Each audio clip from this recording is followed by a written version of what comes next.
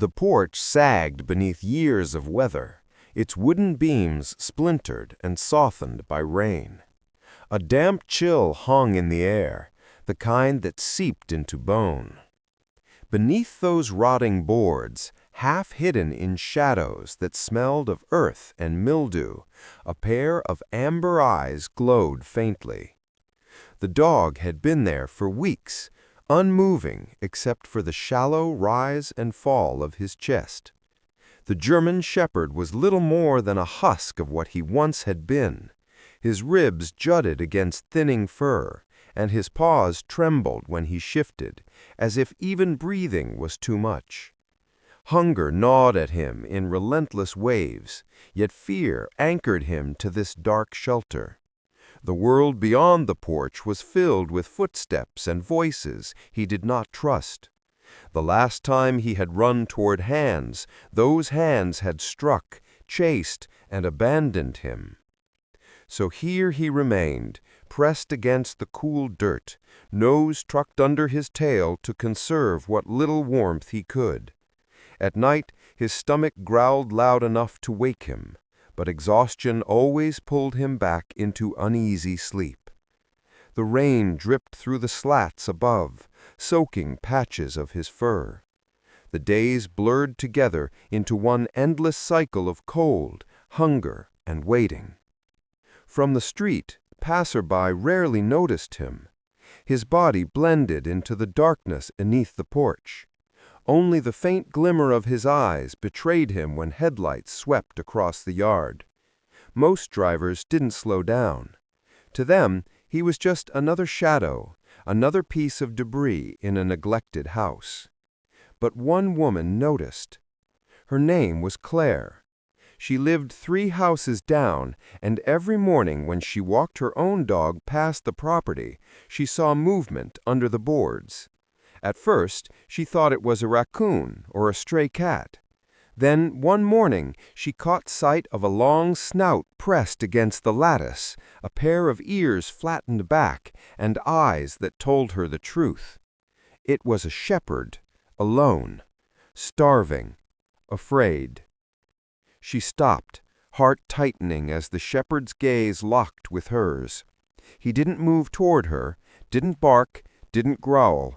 He only stared, his eyes wide and hollow, as though asking for something she wasn't sure she could give. She whispered softly, "Oh, sweetheart, how long have you been hiding here?" But the moment she stepped closer, he retreated deeper into the shadows, vanishing like smoke. Claire spent the rest of the day haunted by the image. She tried to focus on work, on phone calls, on errands. But each time she closed her eyes, she saw those ribs, those trembling paws, the silent plea that had passed between them. By evening, she could no longer ignore it.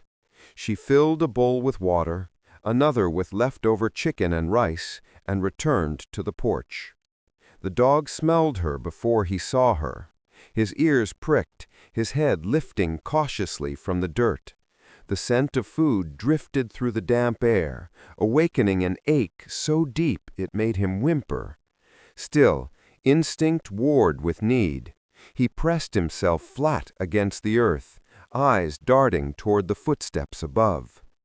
Claire crouched by the lattice, setting the bowls just beyond reach. "It's okay, boy. I won't hurt you. You don't have to come out yet." Her voice was soft, almost melodic, carrying a warmth that filtered through the cracks in the wood. She waited, hands steady despite her pounding heart. Minutes passed. The dog didn't move. His body shook with indecision, hunger pulling him forward, fear dragging him back. Finally, when Claire rose to leave, she heard the faintest scrape of claws against dirt. She turned her head just enough to see him crawl forward, inch by inch, until his muzzle reached the bowl. He lapped the water first, desperate and fast, then devoured the food with frantic gulps. Claire exhaled, relief mingling with sorrow. He was so thin, so fragile, and yet even in that moment of desperation he kept his body half hidden in shadow, unwilling to trust fully. That night, Claire returned home restless. She lay awake, listening to the steady breathing of her own dog curled at her feet. She thought about the shepherd under the porch, alone in the cold, his only comfort the scraps she had left behind. She knew that food and water were not enough. Something had to be done. But she also knew that forcing him out too soon could shatter whatever fragile trust was beginning to form. The next morning she returned with more food. This time the shepherd was already waiting, eyes glowing faintly as she approached. He didn't retreat as far. He let her place the bowls closer to the lattice. His paws trembled as he ate, but when the food was gone, he did something unexpected. He lingered. He didn't vanish immediately into the shadows. Instead, he lay there watching her, his chest rising and falling quickly, ears twitching as if listening for words he could not yet understand. Claire knelt again, speaking softly. "You're safe here. I promise I'll come back tomorrow." When she left, the shepherd tilted his head, following her with his eyes until she disappeared down the street. Something stirred inside him. A memory, perhaps, of a time when voices meant safety, when footsteps meant company instead of danger. The ache in his stomach remained, but another ache had begun to surface too, softer, more dangerous: hope. But hope was fragile, and fear was stronger. That night a storm rolled in. The rain pounded against the porch, the wind howled, and water seeped through the boards until the shepherd's fur was soaked through. He curled tighter, shivering uncontrollably. Thunder cracked overhead, shaking the ground beneath him. Each boom made him flinch, eyes darting toward the empty yard. There was no one there, no voice to soothe him, only darkness. He whimpered, a sound lost in the roar of the storm. His body ached with cold, hunger, and loneliness. Yet, even then, through the terror and the trembling, he held on, because somewhere deep inside he remembered the woman's voice, the promise she had left him with. And as the storm raged, he waited. Waited for morning, waited for footsteps, waited for the sound of the door opening again. Morning crept in slowly after the storm, the clouds breaking just enough to let in pale shafts of light. The ground was sodden, the porch dripping with rainwater, and beneath it the German shepherd lay curled, shivering but alive. His fur clung to his body in damp clumps, his ribs more prominent than ever. Hunger gnawed at him relentlessly, but something else kept his ears lifted, his eyes searching. Footsteps. Claire was back. She walked carefully through the muddy yard, carrying a bag slung over her shoulder. The storm had kept her awake all night, worrying whether the shepherd had survived. When she spotted him under the porch, her chest loosened with relief. He was still there, still waiting. "Hey, sweetheart," she whispered, crouching low. She pulled out a fresh blanket, dry kibble, and a small container of boiled chicken. She slid the food gently across the dirt toward the gap in the lattice, close enough for him to reach without fear.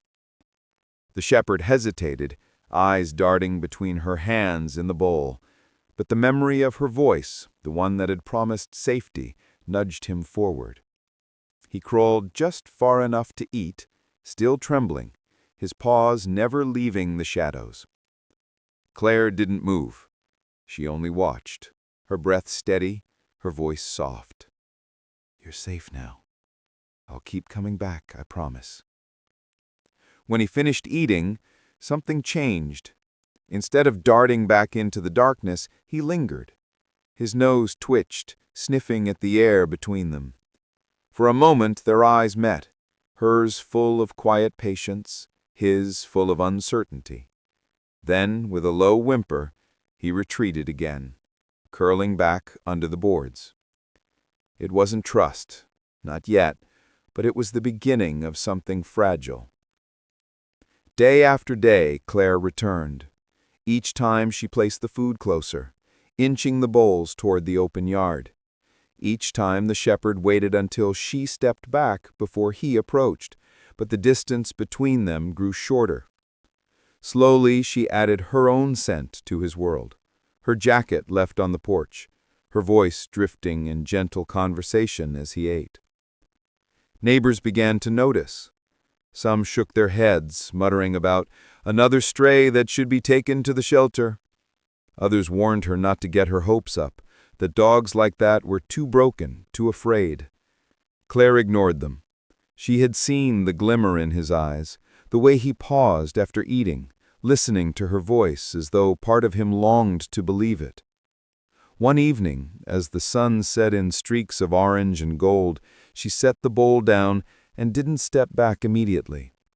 The shepherd froze, body tense, ears flat. For a long moment neither of them moved. Then slowly he crawled forward, muzzle trembling as he stretched toward the food.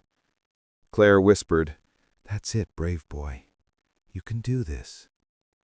And for the first time, he ate while she stayed close, not touching, not reaching, but present. It was a small victory, almost invisible to anyone else. But to Claire, it was everything. The days grew colder, the mornings misty with frost that clung to the grass like glass. Each dawn, Claire returned to the porch with food. Each evening, leaving behind a blanket or scraps of comfort that smelled like home.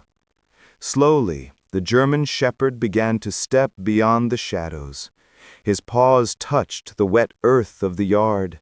His head lifted to taste the air beyond the porch. But every step was brittle, easily broken.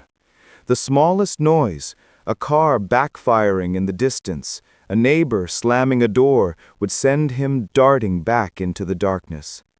Claire learned to wait, to be patient. She sat in the dirt, legs crossed, speaking softly to the dog as the world carried on around them. Some days he would edge closer, circling near her outstretched hand. Other days he refused to leave the shadows at all, his eyes dim, his body heavy with doubt. The breakthrough came one afternoon when a gust of wind rattled a branch loose, sending it clattering across the porch. The shepherd flinched, ready to bolt, but Claire's voice cut through the panic. "It's okay. You're okay." Her calm was an anchor. Instead of retreating, he froze, trembling, but stayed. Slowly, his eyes shifted from the branch to her face. For the first time, he seemed to weigh her presence against his fear, and she won. That evening, when she held out her hand, he crept forward, an inch, then another, until his nose brushed her fingertips. The touch was fleeting, a ghost of contact, but it sent tears streaming down Claire's cheeks. She didn't lunge, didn't push. She simply whispered, "Good boy," and let the moment breathe. Yet progress has a way of testing itself. A few days later, as Claire brought food, a delivery truck rumbled down the road. The roar of its engine shattered the fragile calm. The shepherd spun, scrambling so hard against the porch boards that his paw caught in the lattice. His yelp cut through the air, raw and desperate. Claire dropped the food and lunged to him without thinking. "Hold on, baby! I've got you!" His body thrashed, teeth bared in panic, but she wrapped her arms around him, shielding him from his own terror.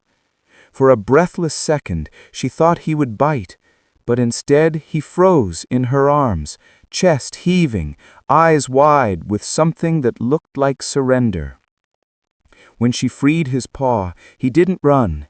He stayed pressed against her for a heartbeat too long, his weight heavy, his trust fragile but undeniable. Then, trembling, he retreated back under the porch. It wasn't a loss, it was the proof she needed. In his moment of deepest fear, he had let her hold him. And somewhere deep inside that broken dog, a wall had cracked.